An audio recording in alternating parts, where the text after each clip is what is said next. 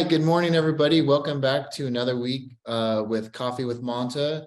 Today we have on Ana Meza, and she is with Rose Community Development. Anna, what is your role over there? Yeah, hello, good morning. My role is co-executive director at Rose. Nice, nice. So you have two executive directors, and do you all just share responsibilities? Yeah, so the way we broke it down is I'm the co-executive director of community development, and our founding director is the co-executive director of real estate. Ah, love it. Okay. So more on the development real estate side and more on the operational side kind of separation? Yeah, we kind of like to think about as people and places. Yeah, okay. All right. Great, great, great. Well, we're excited today to learn about Rose Community Development. So just to kick us off, can you just talk about your mission and a little bit about what you all are doing over there? Yeah, for sure. So Rosa's mission is to build affordable homes and community to make outer Southeast neighborhoods strong and equitable. So this year, we're celebrating 31 years as an organization. And Rose got started, as a community-based organization when a lot of neighborhood leaders saw that there was a lot of vacant homes and empty lots in the neighborhood.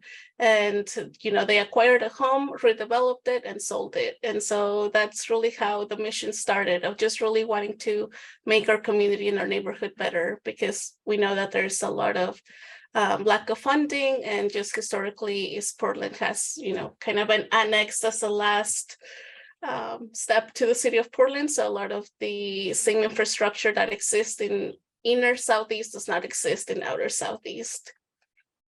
Okay. And so what type of folks are you serving, and how are they accessing the different housing sites that you are standing up?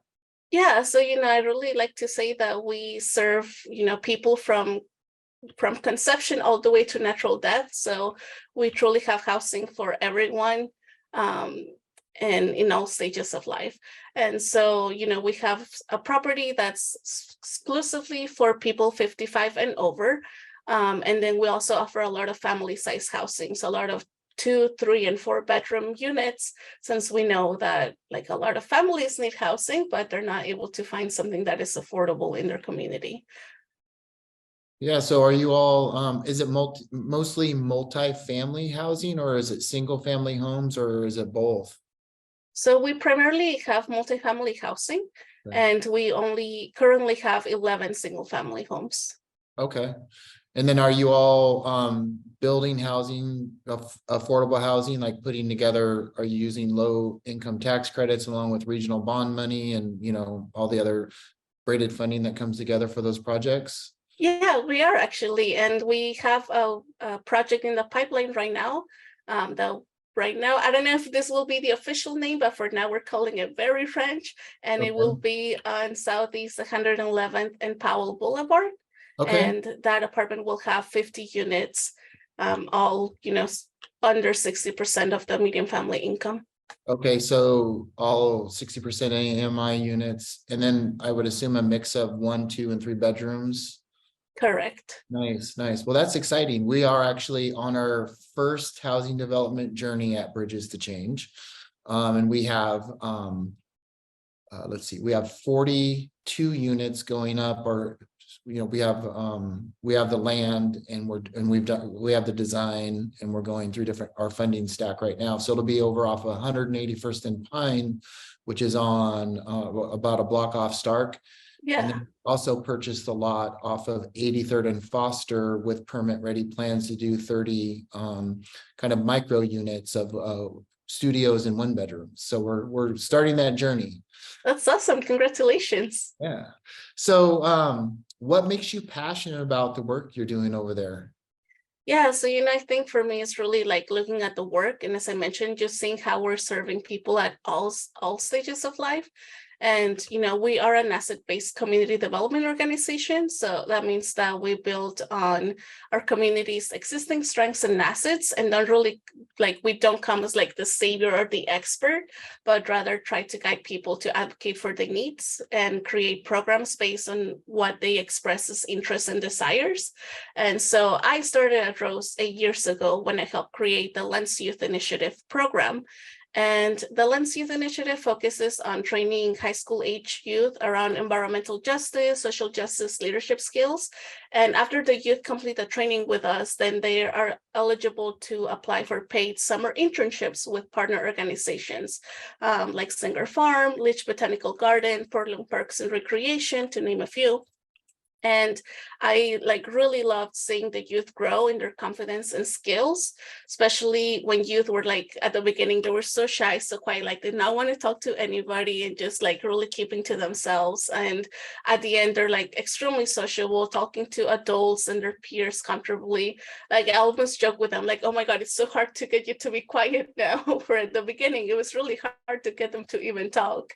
And so, I've met some of the youth that went through the program after a few years, and they all express a lot of gratitude for the experience, or just say that it made a difference in their life. And so, that makes me feel really satisfied, and just I don't know, there's no ways to express the gratitude and satisfaction that I feel knowing that I made a difference in a person's life. And the same goes for housing. We know that housing is a human right, and being able to provide housing for families is so important, and allowing them to stay in their neighborhood and in their community for many years.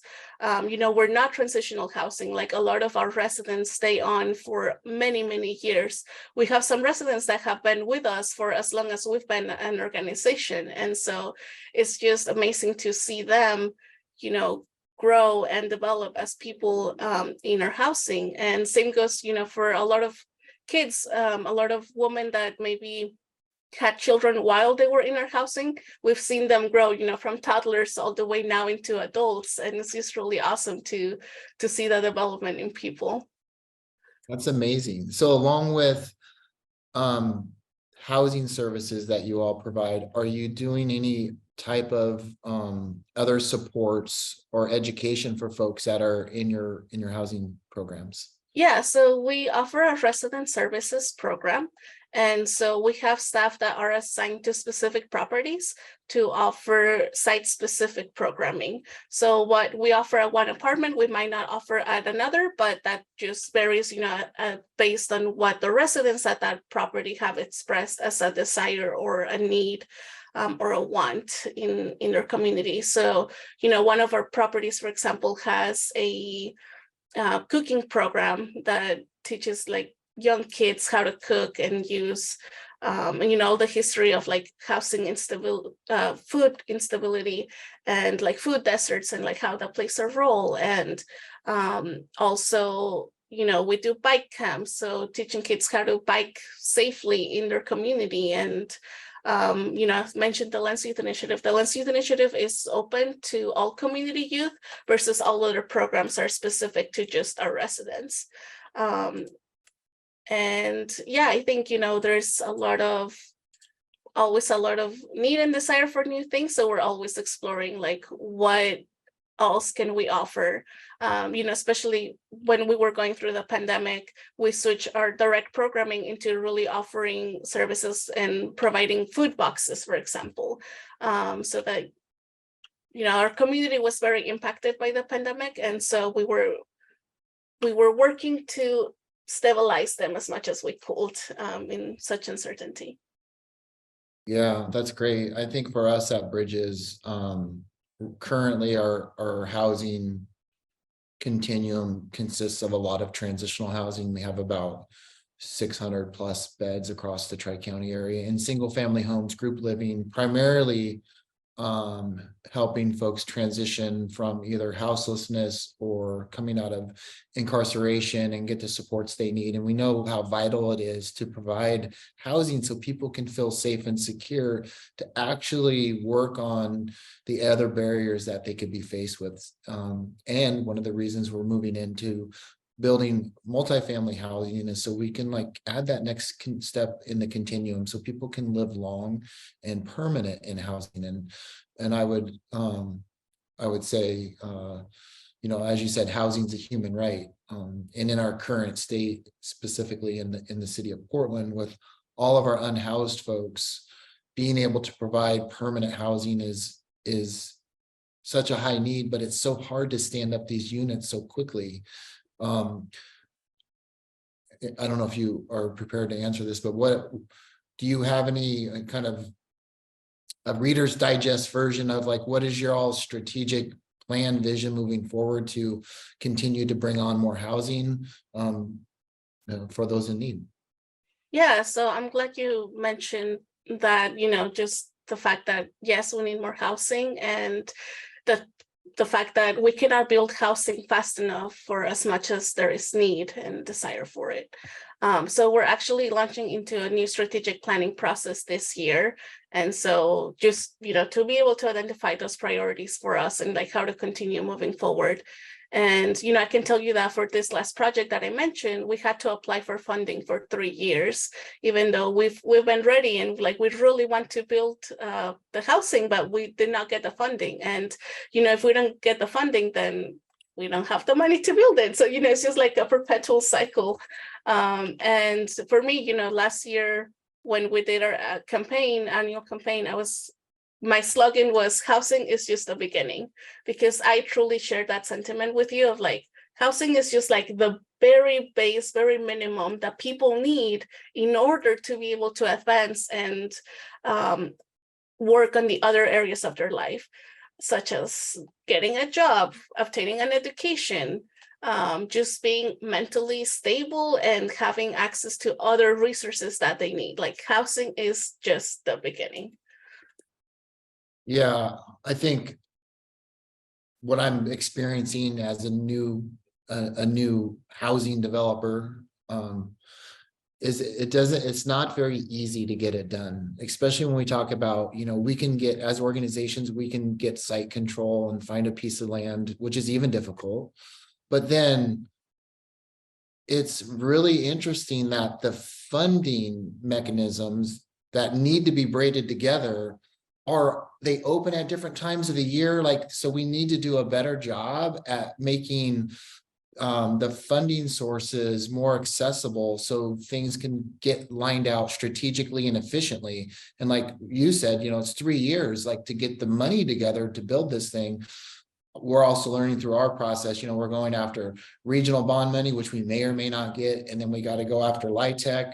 And then we got to get a personal loan on top of that, and then whatever other pots of money can be out there. It's very challenging and can slow down the process. And that's not even taking into account the permitting, the construction, and all the things, So it is very challenging. My hope on the funding side is Governor Brown's $130 million in her order that just passed the House and on its way to the Senate, I believe, will help expand some other funding out there to get dollars to organizations like yours so you can finish and expand out other projects.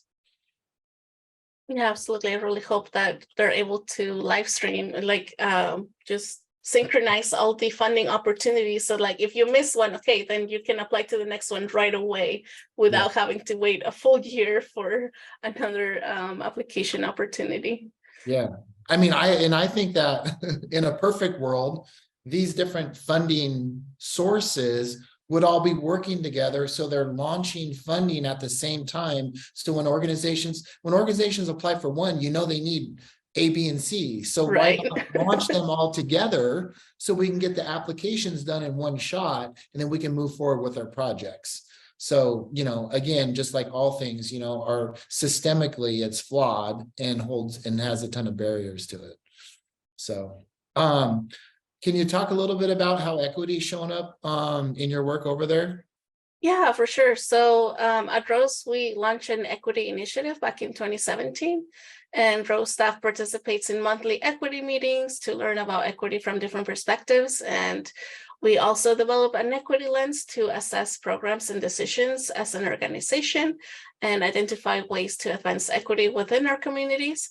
So, as a housing organization, we know that racism and housing have been linked throughout U.S. history, and how racial discrimination led to redlining, which deprived people of color from accessing housing and wealth creation opportunities. And we know that there's still discrimination despite having fair housing laws. So even though we're not a culturally specific organization, we do have a lot of diversity in our resident demographics. And based on the numbers that we have right now, I will say like about 50% of our residents identify as BIPOC. And, you know, because we are serving people with low incomes, then we know that like a lot of our residents are anywhere from the 0 to 60% in the median family income. So by offering affordable housing, we're hoping that, you know, we can help our residents thrive in other areas of life and still have food, you know, for food, transportation, utilities, and saving for long-term goals like buying a house that helps them build generational wealth. Yeah, that's fantastic. We really appreciate the work that you all are doing over there. Integrating equity into a systemically flawed system is super hard, right? Especially around housing. As you just pointed out, you know, all the inequities that are in the housing system. And you have providers like yours who's integrating equity in the work. It makes it really difficult to work outside of to work in the system outside of your organization to integrate that equity work. So can you talk a little bit about how people get involved with Rose Community Development? Yeah, for sure. So in order to volunteer or support our work, you can visit our website, and our website is rosecdc.org. And in order to access our housing, so the vacancies and waitlists really vary property per property, but the information is also available on our website. And once you're on our website, it redirects people to the specific site and to the property management company, because you know they're truly the ones that take care of actually leasing and renting the apartments. Yeah, so it sounds like you two are your property management is a third party. Yeah, that's what we're doing that as well. We do our own property management on all of our current housing units, but obviously when you get into affordable housing, you need to make sure you have the right property managers there to make sure your project's successful. Are you all doing your own in-house asset management, or is that third party as well? We do have an in-house asset manager. Nice. So in terms of is there, well, you know, we have such a work shortage, right? Are there any job openings that you want to give a shout out to for your organization right now? You know, we've been extremely fortunate that we have not had any turnover recently. So Nice. sadly to share for people that are looking for work, we currently do not have any job openings. That is amazing. Well, chalk that up as a win. How can people find you all? So I mentioned our website. Yeah. There you can find links to all of our social media channels. So we're on Twitter, Instagram, LinkedIn, Facebook. I'm trying to convince my staff to go on TikTok, but like they're not there yet. Well, listen, Kit, who set us up in this meeting, we just hired her a couple of months ago, and we're like, I'm trying to push TikTok as well. So you should, Right. yeah, let's do it. Let's get on the TikTok train.